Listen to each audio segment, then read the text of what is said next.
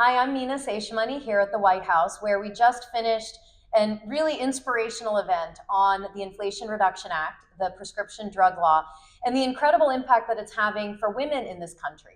And I'm joined here by Sam Reed, who is a passionate advocate for women's health and people with chronic conditions. And at the event, she shared her own experiences living with a chronic condition where she has to rely on some pretty high cost prescription drugs. So Sam, thank you for speaking with me, and I'd love to hear what you thought of the event today.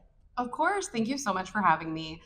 It was a really inspirational event. I think it's inspiring specifically to hear from so many women leaders on how this will impact both young women as well as women on Medicare. And I think that there are a lot of ways that we don't often think that this bill might impact us, particularly for those of us who are caregivers with family members on Medicare. I think that this is going to be a really impactful bill, and it was a really impactful panel to kind of go over the different benefits.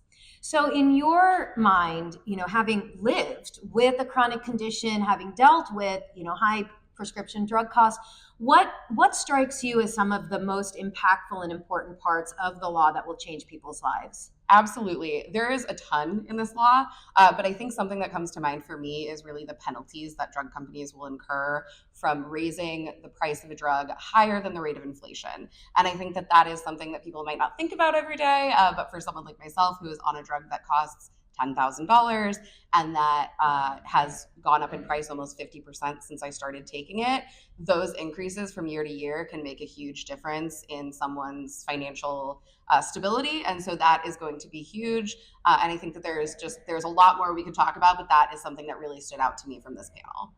And you mentioned that there are so many ways that this law impacts people in ways they may not even think of. Can you give an example of that? Absolutely. I think that a lot of us don't realize, myself and a lot of my disabled peers, if you might be on Medicare sooner than you need it, or sooner than you think you need it.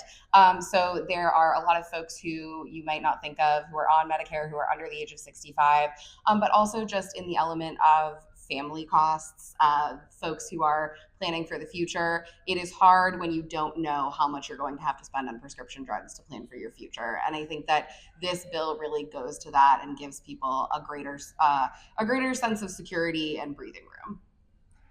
Great. Well, thank you so much. Again, really inspirational to hear from you in the event. Thank you so much. It was a really, really wonderful panel. Thank you for having it. Produced by the U.S. Department of Health and Human Services.